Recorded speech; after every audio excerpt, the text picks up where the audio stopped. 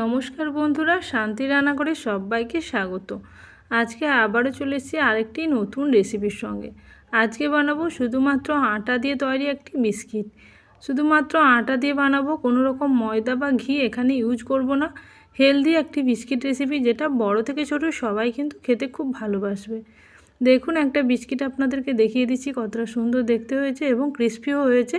দেখুন, এইভাবে কিন্তু দেখেই বুঝতে পাচ্ছেন কতটা ক্রিস্পি হয়েছে, ভেতর থেকে একদম মুচমুচে হয়েছে। চলুন তাহলে দেখে নিই এই বিস্কিটগুলো বানানোর জন্য কী কী লাগছে এবং কিভাবে বানাতে হচ্ছে।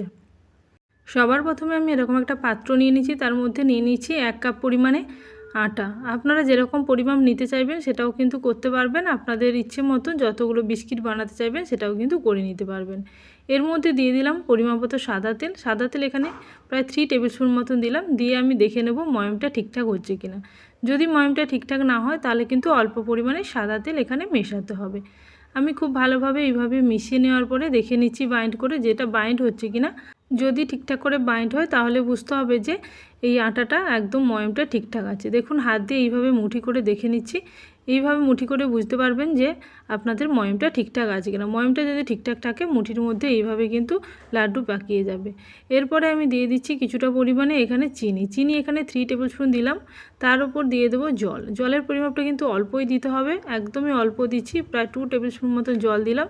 জল দিয়ে খুব ভালোভাবে এইভাবে একটুক্ষণ মাখিয়ে নেব। খুব বেশি গোলানোর দরকার নেই, মোটামুটি একটুভাবে মাখিয়ে নিলে হবে।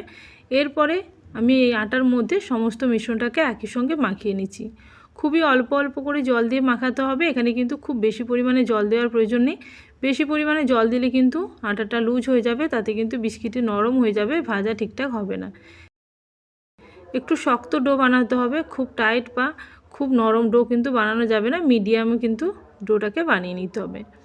এখন দেখুন ডোটা কিন্তু বানানো হয়ে গেছে। এবার আমি ডোটা থেকে দুটো ভাগে ভাগ করে নেব। দুটো ভাগে ভাগ করে নিয়ে এবার বিস্কিটগুলো বানিয়ে নেব। এখন দেখুন এইভাবে কিন্তু দুটো পার্টে ভাগ করে নিচ্ছি, তাতে কিন্তু আমার বিস্কিটটা বানাতে সুবিধা হবে। এখন আমি একটা পার্ট নিয়ে এইভাবে হাত দিয়ে ভালো করে চেপে চেপে এই যে ফাটা অংশগুলোকে এইভাবে পূরণ করার চেষ্টা করছি, যাতে বিস্কিটটা বানানোর সময় পুরো ভালোভাবে বিস্কিটটা বানানো যায়। ফাটাগুলো থাকলে কিন্তু কোনো অসুবিধা নেই, ক্র্যাকগুলো থাকার জন্যই কিন্তু বিস্কিটটা সফট হবে। এখন দেখুন বিস্কিটটা কিন্তু বানানোর জন্য একটা আমি এরকম বেলনি চাকতি নিয়ে নিয়েছি। এবার এই বেলনি চাকতির মধ্যে বিস্কিটটাকে বানিয়ে নিচ্ছি। এইভাবে চাকতির সাহায্যে ভালো করে বেলনি দিয়ে বেনে নিতে হবে বিস্কিটটাকে। এইভাবে প্রথমে রুটির আকারে বানিয়ে নিচ্ছি। রুটির আকারে বানিয়ে নেওয়ার পরে এরপরে এটাকে আমি কিভাবে করব সেটা সম্পূর্ণটা দেখিয়ে দেবো। দেখুন, এখন কিন্তু এইভাবে একটা রুটির শেপে বানিয়ে নিচ্ছি। সাইডে এরকম ক্র্যাক থাকলে কোনো অসুবিধা নেই, আমি দেখিয়ে দিচ্ছি তাহলেই বুঝতে পারবেন যে ক্র্যাক থাকার কোনো অসুবিধা নেই। এরকম থিকনেসে বানিয়ে নিতে হবে, খুব মোটা নয় এবং খুব পাতলা নয়। এবার একটি ছুরির সাহায্যে এইভাবে একটা দাগ কেটে নিচ্ছি। এগুলো কিন্তু খুব বেশি চাপ দিয়ে কাটবেন না, অল্প করে, শুধুমাত্র ওপরের দিকটা এরকম একটা সুন্দর দেখতে যাতে হয়, সেই জন্য কিন্তু এইভাবে বিস্কিটের জন্য হালকা করে এইভাবে দাগ কেটে নিচ্ছি। দাগগুলো কিন্তু খুবই হালকা হাতে কেটে নিতে হবে। এরপর একটা ঢাকনা নিয়ে, অর্থাৎ একটা কোনো পাত্রে চাপা নিয়ে এইভাবে ছোট ছোট রাউন্ড করে কিন্তু এগুলোকে বিস্কিটগুলোকে কেটে নিতে হবে। কীভাবে কাটতে হবে সেটা কিন্তু আমি দেখিয়ে দিচ্ছি।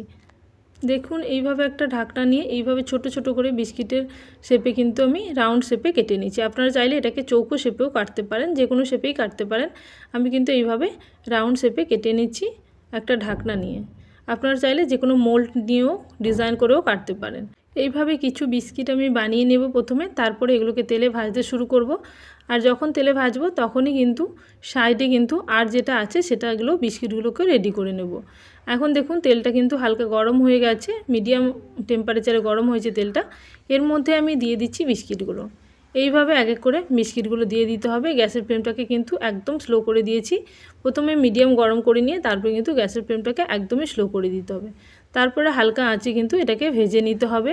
খুব বেশি আঁচে ভাজলে কিন্তু বাইরটা লালচে হয়ে যাবে, কিন্তু ভেতরটা নরম থেকে যাবে। সেই জন্য বিস্কিট ভাজার সময় অবশ্যই কিন্তু লো ফ্লেমে ভেজে নেবেন। এখন দেখুন সমস্ত বিস্কিটগুলো এইভাবে দিয়ে দিলাম, প্রথম ব্যাচের বিস্কিটগুলো যেগুলো আমি বানিয়ে নিয়েছিলাম। এরপরে যতক্ষণ এটা ভাজা হবে ততক্ষণের মধ্যে কিন্তু আমি আবারও সেকেন্ড ব্যাচের বিস্কিটগুলোকে বানিয়ে নিচ্ছি। একইভাবে কিন্তু সমস্ত বিস্কিটগুলো বানিয়ে নেব। এখন দেখুন এগুলোকে হালকা হাতে এরকম উল্টে দিতে হবে, যাতে দুটো পিঠ খুব ভালোভাবে ভাজা হয়ে যায়। এখন এগুলো যতক্ষণ ভাজা হচ্ছে, ভাজতে কিন্তু প্রায় 5 থেকে 7 মিনিট টাইম লাগবে। যতক্ষণ ভাজা হচ্ছে ততক্ষণের মধ্যে আর একটা ডো নিয়ে আমি আর বিস্কিটগুলো বানিয়ে নেব। একইভাবে বানাচ্ছি, দেখুন এইভাবে বেলনি দিয়ে ভালো করে বেলে নেব, যেভাবে রুটি শেপে বেলতে হয় রুটি শেপে করে নেব। আর রুটির থেকে একটু মোটা টাইপের থাকবে এটা। প্রথমবারে যেরকম বানিয়েছিলাম সেইভাবেই কিন্তু বানিয়ে নিচ্ছি। দেখুন এইভাবে কিন্তু ঘুরিয়ে ঘুরিয়ে বেলনি চাকতির সাহায্যে খুব ভালো করে এটাকে বানিয়ে নিচ্ছি। খুব মোটা করবেন না, এই থিকনেসে রাখতে হবে। তারপরে এখন ছুরির সাহায্যে হালকা করে চাপ দিয়ে এইভাবে কিন্তু কেটে নিচ্ছি। এটা কিন্তু সম্পূর্ণ কাটছে না, ওপরের দিকটা শুধুমাত্র দাগ কেটে নিচ্ছি।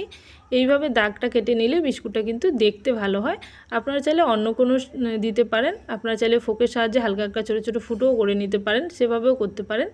দেখুন এইভাবে কিন্তু আমি আবারও সেকেন্ড ব্যাচের বিস্কিটগুলোকে এইভাবে রেডি করে নিচ্ছি। সমস্ত বিস্কিটগুলো রেডি হয়ে গেলে আবারও একইভাবে ভেজে নেব।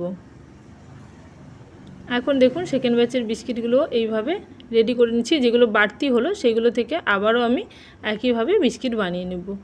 সম্পূর্ণ বিস্কিট এইভাবে কিন্তু বানিয়ে নিতে হবে। এখন দেখুন এগুলো কিন্তু রেডি হয়ে গেছে, আর এদিকে কিন্তু ভাজাটা অনেকটাই রেডি হয়ে গেছে। এখন আরও একটু লালচে করে ভাজতে হবে বিস্কিটটা। এখন দেখুন এইভাবে কিন্তু রেডি হয়েছে। বিস্কিটটা কিন্তু খুবই টেস্টি হয় খেতে, আপনারা কিন্তু একবার ট্রাই করে দেখতে পারেন বাড়িতে। যারা আগে বানাননি তারা কিন্তু অবশ্যই একবার ট্রাই করে দেখবেন। বাচ্চা থেকে বড় সবাই কিন্তু এই বিস্কিটটি খেতে ভালোবাসবে। আর ঘরের মধ্যে আপনারা কিন্তু কন্টেনারে রাখলে, একটা এয়ারটাইট কন্টেনারে রাখবেন, তাহলে কিন্তু এটা 15 থেকে 20 দিন থেকে যাবে। এই বিস্কিটটা কিছু প্রবলেম হবে না, যেহেতু আটা দিয়ে বানানো সেহেতু কিন্তু এটি অনেক দিন থাকবে। এখন দেখুন বিস্কিটগুলো কিন্তু আমার ভাজা হয়ে গেছে। এবার বিস্কিটগুলোকে তুলে নিতে হবে। এর থেকে বেশি লালচে করে ভাজলে কিন্তু তেতো লাগবে, তাই আপনারা কিন্তু অল্প লালচে করেই ভেজে তুলে নেবেন, আর বেশি ভাজার প্রয়োজন নেই। এখন আমি বিস্কিটগুলোকে তুলে নিয়ে দেখিয়ে দিচ্ছি। দেখুন এইভাবে কিন্তু বিস্কুটগুলোকে আমি এবার তুলে নিচ্ছি। আবারও এগুলো তুলে নেওয়ার পর সেকেন্ড ব্যাচের বিস্কুটগুলো সেমভাবে ভেজে নেব। এইভাবে একইভাবে সমস্ত বিস্কিটগুলো ভেজে নেব। তাহলে বন্ধুরা রেসিপিটি যদি ভালো লেগে থাকে অবশ্যই কমেন্ট সেকশানে জানাবেন। আর যারা এখনও পর্যন্ত চ্যানেলটিকে সাবস্ক্রাইব করেনি অবশ্যই চ্যানেলটিকে সাবস্ক্রাইব করে নিয়ে পাশে থাকা বেল নোটিফিকেশানে ক্লিক করে রাখবেন, যাতে আমার চ্যানেলে কোনো নতুন রেসিপি আসার সঙ্গে সঙ্গে আপনাদের কাছে সবার আগে নোটিফিকেশান পৌঁছে যায়। তাহলে দেখুন এইভাবে কিন্তু আমি সমস্ত বিস্কিটগুলোকে বানিয়ে নিয়েছি। তাহলে বন্ধুরা এইভাবে সমস্ত বিস্কুটগুলো বানিয়ে আপনারা কিন্তু কন্টেনারের মধ্যে ভরে রাখতে পারেন 15 থেকে 20 দিন। তাহলে বন্ধুরা আজকের জন্য এই পর্যন্ত, আবারও চলে আসবো নতুন কোনো রেসিপি নিয়ে। ততক্ষণের জন্য সবাই ভালো থাকবেন, সুস্থ থাকবেন। Thank you for watching my video.